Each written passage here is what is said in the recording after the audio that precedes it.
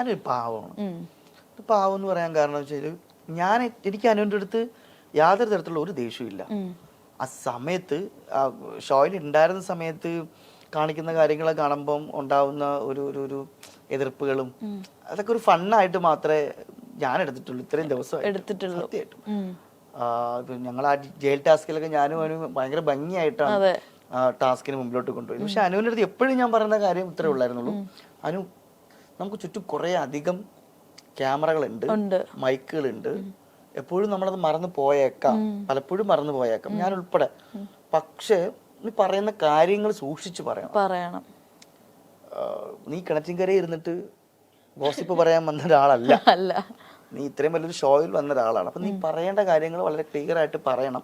പക്ഷെ അത് പറയുന്നതിൽ എന്തെങ്കിലും അതൊക്കെ സത്യം ഉണ്ടോ എന്ന് വെറുതെ അങ്ങ് പറയാൻ പാടില്ലല്ലോ. ഇപ്പൊ തന്നെ നമ്മൾ ഇന്റർവ്യൂ എടുക്കാമെന്ന ആള് ലേറ്റായി. ഇപ്പം ലേറ്റ് ആവാൻ പല കാരണങ്ങളുണ്ടാവും, ബ്ലോക്ക് ഉണ്ടാവും, ചിലപ്പോൾ വരുന്ന വഴിക്ക് എന്തെങ്കിലും സംഭവിച്ചേക്കാം. പക്ഷെ ഇവിടെ ഇരുന്നിട്ട് ഞങ്ങൾ ഇത്രയും പേര് ഇരുന്നിട്ട് പറയണം, ക്യാമറ ഓൺ ആക്കി വെച്ചിട്ട് പറയണം, മനഃപൂർവ്വം ലേറ്റായി വരിക ഈ ഇന്റർവ്യൂ കൊളാക്കാനായിട്ട്. ഇത് പറഞ്ഞു എന്ന് വിചാരിച്ചു, ശരിക്കും നടന്ന എന്തായിരിക്കും?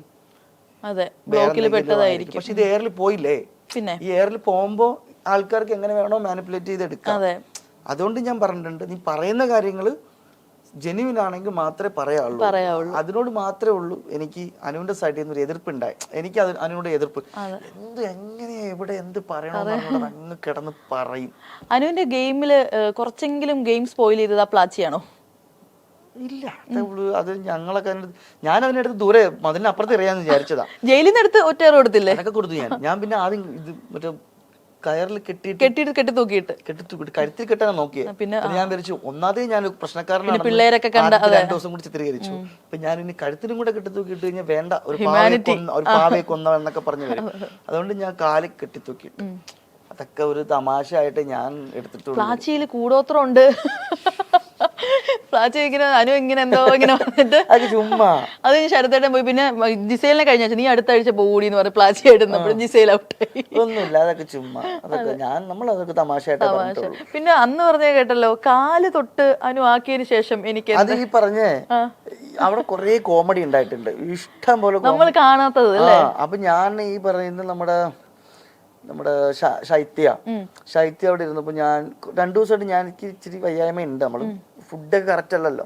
അപ്പൊ വയ്യായ്മയുടെ പുറത്തൊക്കെ ഞാൻ ഇങ്ങനെ മാറി നിന്നപ്പോ പുള്ളിക്കാരി ആയിരുന്നപ്പോ എന്റെ എന്ത് പറ്റി വലിയൊരു അപ്പൊ ഞാനിത് വെറുതെ ശൈത്യം ഇത് എന്നിട്ട് ഓണല്ല കാര്യങ്ങളൊന്നും ഒരു തളർച്ച. എന്ത് പറ്റി? ഒന്നുമില്ല, അത് ഞാനും ശ്രദ്ധിക്കുകയാണ് നിങ്ങൾ 2 ദിവസമായിട്ട് ചേട്ടൻ എന്തൊക്കെയോ ഒരു പൊട്ടിക്കൊച്ചാന്ന് തോന്നുന്നു, 2 മാറ്റങ്ങളുണ്ട്. അപ്പൊ ഞാൻ പറഞ്ഞു അനുവിന്റെ കാലൻ അന്ന് അനുവും ഞാനൊരു വഴക്കുണ്ടായില്ല, അതിനുശേഷമാണ് ഈ ഡൗണൊക്കെ എന്ന് പറഞ്ഞു. അപ്പൊ പറഞ്ഞു ആണോ, എന്നാ എന്തെങ്കിലും കാര്യങ്ങളാണ് എന്ന് പറഞ്ഞ് അങ്ങനെ ഒരു അതെല്ലാം ഒരു ഫണ്ണായിട്ട് പറഞ്ഞു. ലാലേട്ടൻ പിറ്റേ വീക്കെൻഡിൽ ആ വിഷയം എടുത്ത് ഇട്ടപ്പോഴാണ് ഞങ്ങൾ അതിനൊരു അപ്പോഴും ഞങ്ങൾ തമാശയായിട്ട് എടുത്തത്. ഈ ശൈത്യ നീ കട്ടപ്പനൊക്കെ വിളിക്കുമെങ്കിൽ ആളൊരു പാവമാണ്, ശൈത്യ വെറും പാവമാണ്. ശൈത്യ കുറച്ചു നാൾ ഈ പറഞ്ഞ അനുവുമായിട്ട് കൂട്ടുകൂടി നടന്നപ്പം ഞങ്ങളൊക്കെ പറഞ്ഞു, നീ ഇത് ഇത്ര ശരിയല്ല, നീ ഇതിന് അവളെ മാത്രം ഡിപ്പെൻഡ് ചെയ്യിക്കണെന്നൊക്കെ പറഞ്ഞിട്ടുണ്ടെങ്കിൽ കൂടി ശൈത്യ അഭിപ്രായങ്ങൾ പറയേണ്ടടുത്ത് വളരെ ക്ലിയർ ആയിട്ട് തന്നെ അഭിപ്രായങ്ങൾ പറയുകയും തെറ്റുകൾ ചൂണ്ടിക്കാണിക്കുകയും ചെയ്ത് തന്നെയാണ് ശൈത്യം നിന്നത്. അതെ, ഈ അക്ബർ അല്ലാതെ അക്ബറിനെ ആര്യനെയും നിങ്ങളുടെ ഒരു ഫ്രണ്ട് സർക്കിളിലുള്ളവരായിരുന്നു, അവരെ മാറ്റി നിർത്തുകയാണെങ്കിൽ മറ്റുള്ള കണ്ടസ്റ്റൻസിനെ വെച്ച് നോക്കുവാണെങ്കിൽ അതിലൊരു ഫേവറേറ്റ് വണ്ണിനെ എടുക്കാൻ പറ്റുമോ, അല്ലെങ്കിൽ ഒരു ബെസ്റ്റ് ഗെയിമർ എന്നുള്ള രീതിയിൽ ഒരാളെ ചൂസ് ചെയ്യാൻ പറ്റുമോ? അനീഷിനെ കുറിച്ചിട്ട് എന്താണ്? അനീഷ് നല്ലൊരു പേഴ്സണാണ്, അനീഷ് നന്നായിട്ട് അവിടെ ഗെയിം ചെയ്യുന്നുണ്ട്. ഇഷ്ടമുള്ള ഒരാളെയാണോ ചോദിച്ചത്? ബെസ്റ്റ് ഗെയിമർ എന്ന് വേണമെങ്കിലും പറയാം, അല്ലെങ്കിൽ ചേട്ടന് ഫേവറേറ്റ് ആയിട്ടുള്ള ഒരാൾ വേണമെങ്കിലും പറയാം. ജിസേൽ ഔട്ടായി, ഗെയിമർ ആയിരുന്നു, ജിസേൽ ഔട്ടായി. ഇപ്പോ ഉള്ള ഇപ്പൊ ഞാൻ ഔട്ടാവുന്ന സമയത്തിന് മുമ്പൊക്കെ ആണെങ്കിൽ പോലും ഈ വൈൽഡ് കാർഡ് അല്ല, ബാക്കിയുള്ള എല്ലാവരും നന്നായിട്ട് അവരവരെ ഗെയിം കളിക്കുന്ന ആൾക്കാരായിരുന്നു. ഇപ്പം ഷാനവാസൊക്കെ ആണെങ്കിലും അക്ബർ ആണെങ്കിലും ഇപ്പോ ഈ പറഞ്ഞ ആര്യനാണെങ്കിലും ബിന്നി ആണെങ്കിലും അനുമോളാണെങ്കിലും എല്ലാവരും അവരവരുടെ ഏരിയ അവരൊരു വൃത്തിയായിട്ട് തന്നെ ചെയ്യുന്നുണ്ട്. അപ്പൊ അങ്ങനെ ഒരു താരതമ്യം ചെയ്യാനായിട്ട് ഇപ്പൊ പറ്റില്ല. ഇല്ല, കാര്യം എല്ലാവരും കണ്ണിങ് ആണ്, എല്ലാവരും വളരെ ബ്രില്യൻ്റ് ആയിട്ട് തന്നെയാണ് അവരുടെ അഭിപ്രായങ്ങൾ പറയും, കാര്യങ്ങൾ ചെയ്യുന്നത്. ആദില നൂറ അവരായിട്ട് എങ്ങനെയായിരുന്നു ഒരു ബോണ്ടിങ്? ഒരു പാവം നമ്മള് പിള്ളേരല്ലേ, വലിയ സ്നേഹമുള്ള ആൾക്കാരാണ് രണ്ടുപേരും. എനിക്കൊരു പ്രത്യേക ഇഷ്ടം അവരുടെ അടുത്തുണ്ട്, രണ്ടുപേരടുത്തുണ്ട്. എന്താ പറയാ, എപ്പോഴും അവര് ഇറങ്ങിയാലും ഒരു ചേട്ടൻ എന്ന രീതിയിൽ എപ്പോ വേണമെങ്കിലും വീട്ടിലേക്ക് വരാൻ പറ്റും. അതെ, അല്ല അവര് നല്ല നല്ല പിള്ളേരാണ്. ഗെയിമിന്റെ ഭാഗമായിട്ടൊക്കെ കുറുക്കുട്ടടി കളിക്കാറുണ്ട്, പക്ഷെ നല്ല പിള്ളേരാണ്. ആരാണ് അതിനകത്ത് മറ്റേ ക്ഷിപ്രകോപിയും പെട്ടെന്ന് ആളും? ഈ ആദിലാണോ നൂറയാണോ? രണ്ടുപേരില്ല. ആദില പെട്ടെന്ന് ദേഷ്യം വന്നാലും പെട്ടെന്ന് ഇതാവും, പാവമാണ്. നൂറയോ? കുറച്ച് ടഫാണ് നൂറ അക്കാര്യത്തില്, എനിക്ക് തോന്നിയിട്ടുണ്ട്. പക്ഷെ പാവമാണ്, മാറി ചിരിക്കുകയൊക്കെ ചെയ്യും. ഭയങ്കര ഒരു ഏറെ പിടിച്ചാലും മാറി കുറച്ച് ചിരിക്കുകയൊക്കെ ചെയ്യും, പാവമാണ്. നമുക്കൊരു കുഞ്ഞു സെഗ്മെന്റിലോട്ട് പോവാം. ഓക്കെ, ഞാനൊരു എന്താ പറയാ ഒരു സ്റ്റേറ്റ്മെന്റ് പറയാം, അത് ഏത് കണ്ടസ്റ്റന്റ് ആണെന്ന് പറഞ്ഞാൽ മതി.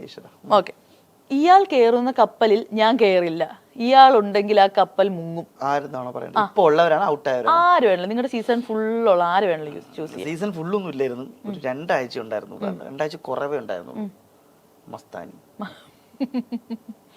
മസ്താനി കയറുന്ന കപ്പലിൽ ഞാൻ കയറൂല, ഞാനെന്നല്ല ആരും കയറാൻ ആഗ്രഹിക്കൂല. ഞാൻ മാത്രം, ജീവനിൽ ഭയമുള്ളവരാരും. ഓക്കെ, അല്ല, ഒരു കപ്പലാകുമ്പോ ആ കപ്പലിനെ ഒരേപോലെ കണ്ട് ആ കപ്പലിലുള്ള മനുഷ്യരെയൊക്കെ മനസ്സിലാക്കി ഓരോരുത്തരും പല പ്രശ്നങ്ങൾ ഉണ്ടെങ്കിൽ കൂടി ഇതിൽ പോണ്ടേ. അദ്ദേഹത്തിന്റെ എവിക്ഷൻ കണ്ടതോടുകൂടി അപ്പാനി ചേട്ടൻ കർമ്മ എന്നത് റിയൽ ആണെന്ന് വിശ്വസിച്ചോ? അല്ല, അല്ലെങ്കിൽ ഞാൻ കർമ്മയെ വിശ്വസിക്കുന്ന ആളാണ്. കുറെ ട്രോളുകളൊക്കെ കണ്ടിട്ടുണ്ടായിരുന്നു, അങ്കമാലി ഡയറീസിനകത്തില് നിൽക്കുന്ന പോലെ ഇതേപോലെ ഇതിന്റെ ഫ്രണ്ടില് നിപ്പുണ്ടെന്നുള്ള രീതിയിൽ, വാ നീ ഇറങ്ങി വാ എന്നുള്ള രീതിയിൽ. ശരിക്കും പറഞ്ഞാല് അതൊക്കെ തമാശയായിട്ട് പോയി. സ്റ്റിൽ വേറെ കുറെ പേര് പറഞ്ഞിട്ടുണ്ട് പൈസ കൊടുത്ത് അപ്പാനി വിട്ട ആളുകളാണ് എന്നൊക്കെ എയർപോർട്ടിൽ നിന്ന് തൂക്കാനായിട്ട്. എന്ത് തോന്നി? എന്തിനാ പൈസ കൊടുത്ത ആളെ നിർത്തിട്ട് എനിക്കങ്ങ് പോയാ പോരെ. എനിക്ക് എന്താ പേടിയാ? എനിക്ക് അങ്ങനെ എന്റെ ആവശ്യം, ഞാനങ്ങനെ ചെയ്തിട്ടൊന്നുമില്ല. മസ്താനിക്ക് അതൊരു പേടിച്ചിട്ടായിരിക്കും മസ്താനി പറഞ്ഞ അങ്ങനെയൊക്കെ ഒരു പേടിയുള്ള. ഞാനത് അവിടെ കളഞ്ഞു, ലാലേട്ടൻ്റെ മുമ്പിൽ വെച്ച് അങ്ങനെ പറഞ്ഞു. അത് കഴിഞ്ഞ് ഞാൻ ഔട്ടായി പുറത്തു വന്നതിന് ശേഷം, ഔട്ടായ ആ നിമിഷം തൊട്ട് മസ്താനിയുമായിട്ടൊന്നും എനിക്ക് ഒരു തരത്തിൽ പോലും എൻ്റെ സബ്ജക്റ്റേ അല്ല, എൻ്റെ മുന്നിലോട്ടുള്ള ഒന്നിനും ഒരു സബ്ജക്റ്റ് അല്ല. പിന്നെ ഇടയ്ക്ക് എന്തോ പറഞ്ഞാൽ കേട്ടു, ഞാനും കേട്ടു ഇതിനെക്കുറിച്ച്. എയർപോർട്ടിൽ എന്തോ മീഡിയക്കാരെയൊക്കെ ഞാൻ കാശ് കൊടുത്ത് നിർത്തിയിട്ടുണ്ട്. മീഡിയക്കാരൊക്കെ എത്ര വർഷം കഴിഞ്ഞ് കുറേ വർഷങ്ങളായിട്ട് ഞാൻ കാണുന്നില്ലേ അവരൊക്കെ. ഞാനങ്ങനെ ചെയ്താൽ പോലും അവരത് അക്സെപ്റ്റ് ചെയ്യില്ലല്ലോ ഒരിക്കലും. എന്താണ് ഇവർ ഈ മീഡിയക്കാരെ കുറിച്ചൊക്കെ, ഇവിടെ മസ്താനിയെ പോലത്തെ മസ്താനി ഒന്നുമില്ലെങ്കിലും ഇതേ മീഡിയ ലെവലിൽ ജീവിച്ചു എന്നൊരാളല്ലേ. അങ്ങനെ എല്ലാ മീഡിയക്കാരെയും ഒറ്റ ദിവസം കൊണ്ട് മോശക്കാരാക്കാൻ മസ്താനിക്ക് എങ്ങനെ സാധിക്കും? ശരിയല്ലേ? ഇതേ മീഡിയക്കാരെ ഇടയിലല്ലേ മസ്താനി വന്നേ. അപ്പോ അതേ മസ്താനി ഈ മീഡിയക്കാരെ കുറിച്ച് എന്താണ്, അങ്ങനെ ഒരിക്കലും നിങ്ങൾ തന്നെ പറയൂ, അങ്ങനെ മീഡിയ സുഹൃത്തുക്കൾ അങ്ങനെ ചെയ്യില്ല, അവർ ഒരിക്കലും ചെയ്യില്ല. എനിക്ക് ഉറപ്പുണ്ട് അങ്ങനെ ചെയ്യില്ല. അത് മസ്താനിക്ക് ഉറപ്പില്ലാത്തത് ചിലപ്പം മസ്താനി അത്രയും നാള് നിന്നത് അതേ ഇൻഡസ്ട്രിയിൽ നിന്നൊരാളാണ്. അതേ ഇൻഡസ്ട്രിയിൽ നിന്നൊരാളെ തന്നെ അങ്ങനെ പറയുന്നതാണ് തെറ്റ്.